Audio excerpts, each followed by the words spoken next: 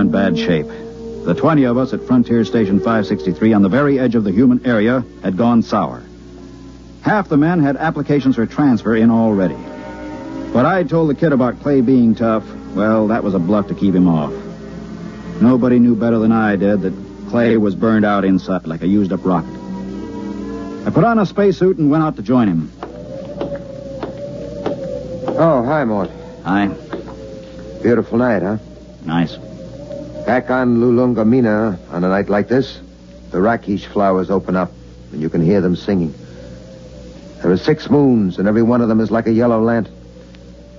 My mom and dad and I used to live on the edge of a lotus pool. Here I go talking about home again. Figures. A guy who's been saving up for 10 years to get home is bound to start thinking about it when the time comes. I wish you could come with me, Mort. Clay, tell me something. Yes? Do you ever get the urge to gamble again? Do I get the urge to gamble? Mort, you ever watch a man who's been on PON for a while? When he's broken the habit, you can't get him near the stuff. He despises it. And yet, the same man is liable to go back on with no provocation. Well, that's the way it is when you've gambled all your life. I figured.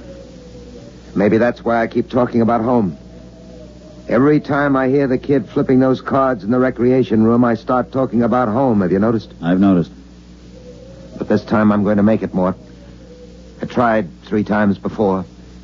This time I've got the dough, and I know I'm going to make it. I think you will, Clay. You know what did it? No. Lulungameena. That's what saved me this time. The thought of that beautiful planet. Well, when you get there, you can send me a photo tape. At the rate we get visitors, it should reach me in 5 or 6 years. You'll be out by then. You'll be home. I'll never go home, Clay. Never. Well, that's Red 4. Screens must have picked up a ship in the galaxy. Maybe we'll get a visit. Keep us from going loco anyway. Coming in? No, I think I'll stay out a while. Well, I'm going to check the screen. See you later.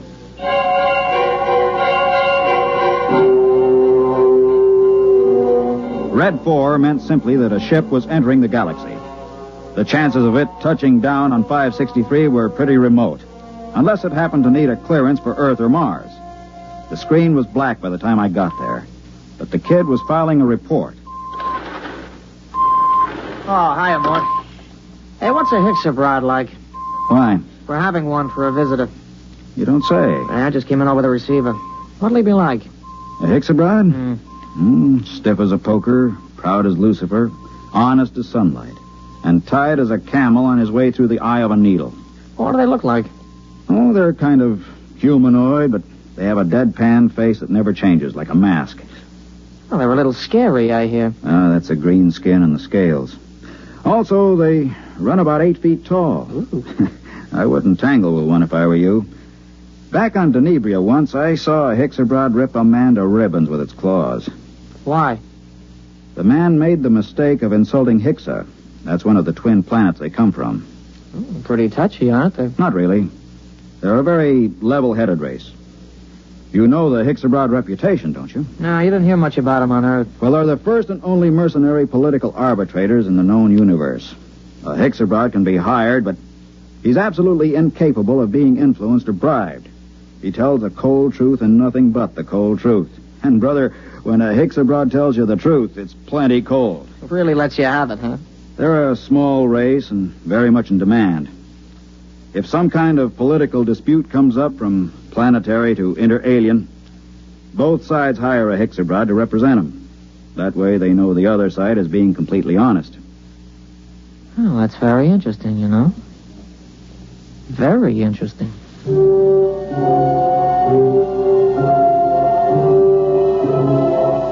I could tell there was something on the kid's mind, but of course I didn't know what it was. Most of the talk in the recreation room that night centered around the arrival of the Hexabrod. Landing beacons were turned on, and we waited for another radio communication. Hey, anybody want to sit in on this next hand? What? No, thanks. Well, I know better than to ask the galaxy's foremost gambler here. That's right, kid. Well, maybe when this Hexabrod gets here, we'll be able to work up a decent game. Do Hexabrods gamble? No, kid, they don't gamble. That's too bad. Well, we can always sit and listen to you lying about what a beautiful place Lulungameena is. Kid, you just went too far. Yeah, you're going to do something about it? That's right. I'm going to punch your little nose. Hey, Break it up! Break it up! Clay, you all right? Yeah, I'm okay. Well, you better get to the infirmary. Have your mouth taken care of. Kid, you get to your quarters. Since when are you giving orders? I'm telling you to get to your quarters. You better do what he says, kid. He's a Dorsai man. That's all I've been hearing since I got here. What big gamblers come from Lulungameena and how Dorsai men are killers. So far, I've seen nothing, but I heard a lot of talk. You're gonna get to your quarters? I'll give you 5 seconds to start moving. You better go ahead, kid. Okay, Maud. I'm letting you bluff me out of the game this time. Just remember, there's going to be other games. Next time, I won't be bluffed.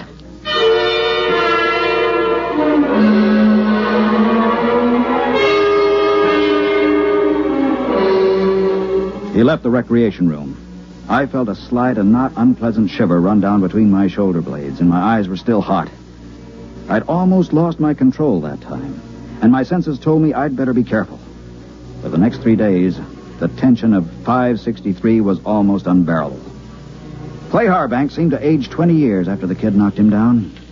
Now hear this, all personnel. Now hear this, all personnel. A ship is approaching for flight check. A ship is approaching for flight check. Report to Central. Report to Central. Well, this is it, Clay. We're getting the Hicks abroad. Seems almost like home having a Hicks abroad with us. They're all over the Tarsian system, you know. You speak Hicks abroad? You have to on Lulungameena. Oh, I didn't know that. I picked it up during the 3rd exploration. Long time ago, huh? We're not getting younger, Clay. Yeah, I found that out. Don't take it so big. He's just a punk kid. Sure, and I'm just a dumb old man. Forget it. That's touchdown. You ought to be here in a minute. That does it. He's down. Look at that ship, huh? Let's go. You'll need some help with his baggage.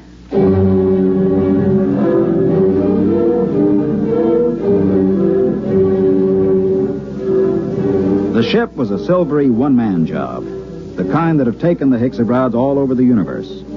The cabin door slid back, and the Hicksa stepped out.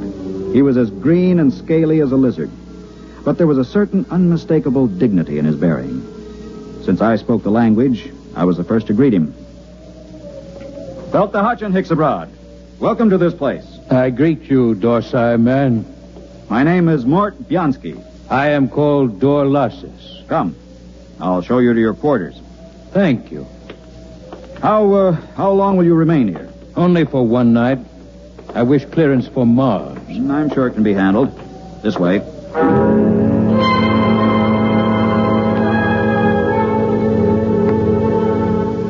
I wondered how he knew I was a Dorsai man.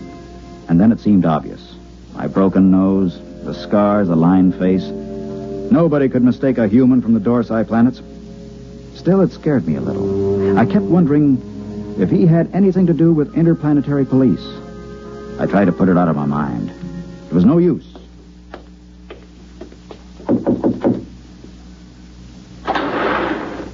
Mind if I come in, Clay? Sit down. Have a smoke. Thanks. Where's the Hicksabroad?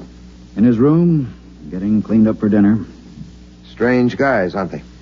Well, there's something even stranger going on. What's that? The kid's in there with him. With the Hicks? Mm-hmm. What do you suppose they're talking about? I don't know. I wish I did. Kid's probably trying to get the Hicks into a dice game. I doubt it. What's on your mind, Mort? Clay, you've been around.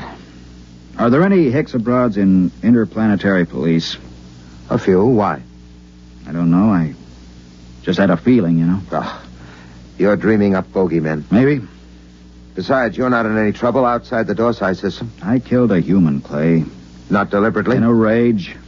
Happens all the time on Dorsai, doesn't it? Not to an officer of Intergalactic. Besides, that was 25 years ago. There's no statute of limitations in the systems. Nobody knows but me, right? You don't have to be clairvoyant to wonder why a man hasn't been back to his home planet for 25 years. You, think the kid... I don't know. He's got no love for me. Still, he doesn't know anything. How would he know this Hicksabroad is an agent, if he is? Couldn't say. Where are you going? Nope, I I think I'll take a look at that message the kid filed. The one we got when we first picked up the Hixabrod on the screens. Let me know what you find, if anything.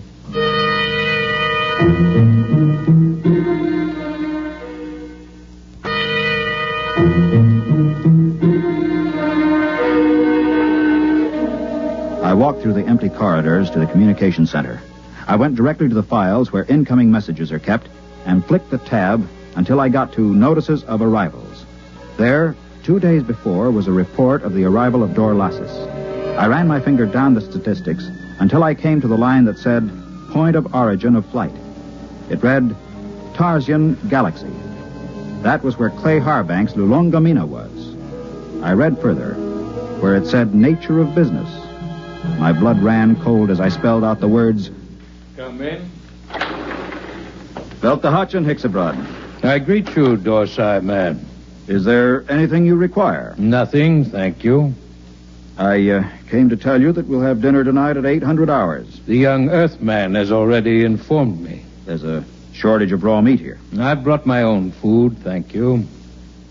I see you came in from the Tarsian planets. Yes? You didn't happen to be in the Dorsai planets before that? No. I thought perhaps you might have some news. I came from intergalactic headquarters. Yes, I saw your flight check. Then you know my mission. Yes. Good. How long do I have to pack? I will be leaving at 700 hours tomorrow morning. Can you be ready by then? Yes, I guess so. Good. I don't suppose there's any point in appealing to you. Hixabrods are supposed to be totally without emotion. There is no point in appealing. Funny thing. I've been running away from this moment for 25 years, and now that it's come, I'm glad. We'll be going back to the Dorsais? Yes, to intergalactic headquarters. After all these years. Home. I don't suppose a Hixabrod knows what that feeling is like. I will expect you at 700 hours. Now, if you don't mind, I wish to prepare my food. One thing. Yes? Did the young Earthman tip you off about me? No. Funny. I could have sworn it was him.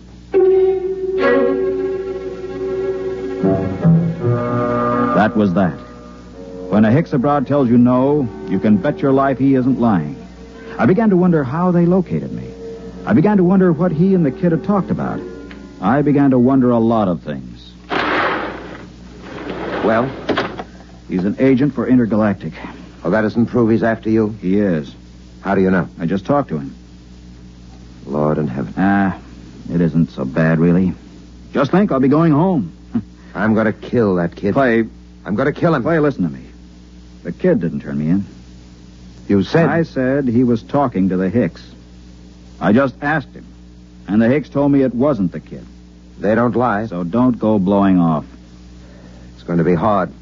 10 days. It doesn't have to be 10 days. What do you mean? How many credits do you need to buy your way out?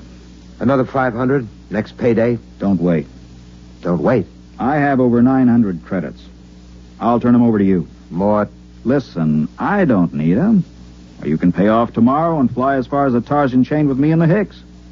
It's a very nice thing, Mort. Will you do it? I'll think about it. Let you know after dinner.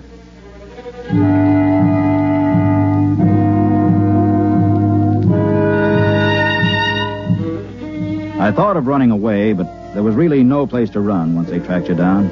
And the Hixabrods were utterly relentless once they'd agreed to bring a man in. Since they had no feelings, they made no judgments. They were absolutely certain that a man would get a fair trial. I packed my stuff and went into dinner.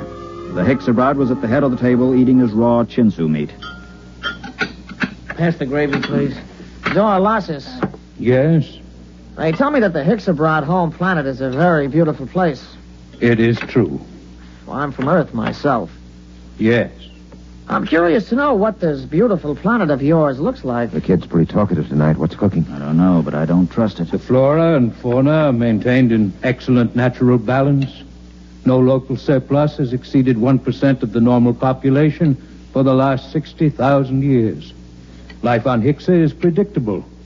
The weather is controlled within the greatest limits of feasibility. The symmetry of the landscape is without parallel in the universe. A very pretty picture. Very attractive home world. But I regret to inform you, Dorlasis, that I've been given to understand that it pales into insignificance when compared with another beauty spot in our universe. Your Earth? I wish I could say yes. No. This place is so wonderful, I doubt if an Earthman like me could get in. In fact, I've never seen it. But I've been hearing about it for some months now. And either it's the most wonderful place in the universe, or the man who's been telling me about it is a rotten liar. Get your gun, kid. Get your gun. Why guns? You call me a liar. Why use guns when it's possible to prove the thing one way or another with complete certainty? For months now, you've been telling me two things. One, that you used to be a gambler. Two, your precious Lulungameena is the most wonderful place in the universe. The question is either statement true? They're both true. You'll back them up? With my life. I'm not asking you to back them with your life. Just back them with that nice little hoard you've been accumulating all these years. Clay, don't. Well, you said you were a gambler. Bet with me and prove it. Suppose I do. How do we prove my statement about Lulungameena? It's easy. We have with us at this table a Hexabrod. In a conversation with him, I found out that he's just visited every planet in the Tarsian chain. Now, as everyone knows, a Hexabrod never lies. Do you think you could judge this point, Dorlasis? The point can be judged. Well, gambler. Clay, it's a trick. Don't bet. How much will you bet, kid? All I got. The equivalent of 10 years' pay. Well? You're on. Dorlasis, okay if I question you? Proceed. You've been to the planet in the Tarsian chain, which this man calls his home? I must ascertain the position of the planet. The fourth planet. Ah, yes. The one with 6 moons. That's it. I've been there recently. As you well know, since we spoke of it only this afternoon. We did speak of it, that's true. Now, will you tell me, you know the planet? Yes. You know its geography? I do not repeat myself. Is it a large planet? No. Is it a rich planet? No. Was there not a rain of radioactive fallout from an explosion of a nearby star only 5 months ago? There was. Did it not destroy every piece of vegetation and leave this planet a gutted, smoking ruins, charred and ugly? It did. Well, gambler? You haven't asked him the main question yet, kid. Would you like to ask him? All right. Hexabrod, the question to be judged is this. Is Lulungameena the most beautiful and the most wonderful place in the universe? Yes. It is. What? Well, kid? It's a trick. It's a rotten trick. I don't believe it. The Hexes... The eyes of the Hexabrod were narrow and baleful as he pushed back his chair. You could almost feel them burning as he dragged his scaly feet over toward the kid. He stopped about 6 inches from the kid and held both his hands up, palms near the kid's eyes. There was a clicking sound, and we watched 11 sets of gleaming razor-like claws shoot up from the tips of the Hexabrod's fingers. Their points were almost against the kid's eyes. Look at my hands, Earthman. Are they not clean? Yes. Do you doubt that I have told the truth? No. Then there is nothing further to discuss. I bow to you, gentlemen. I thank you for your hospitality. You will excuse me.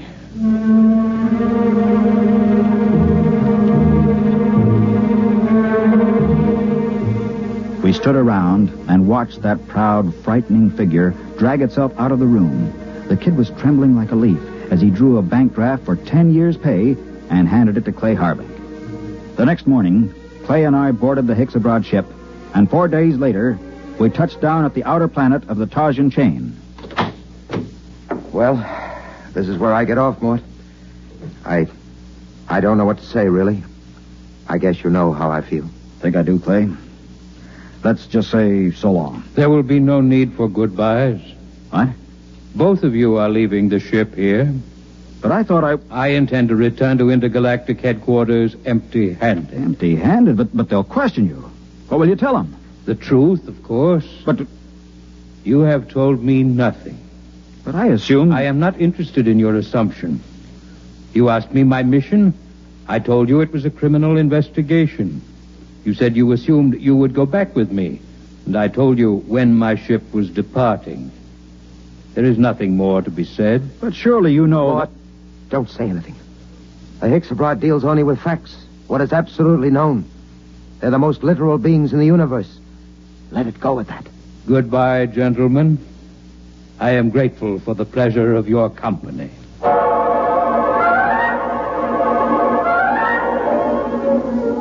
5 minutes later, Clay Harbank and I shook hands at the exit of the spaceport on Tarsus 10. But before we parted, there was one thing I had to know. Clay, one thing before you go. Yes? How did you know the Hicks abroad would lie about Lulungameena? He didn't lie, Mort. The Hicks abroad never lies. But Lulungameena... Mort, let me tell you something. Lulungameena is a word in use throughout the Tarsian planets. Actually, it's a Hicks abroad word. It means home. All I did was ask the Hicks abroad if home was beautiful. He simply said yes. And a Hicks abroad, as everybody knows, doesn't lie.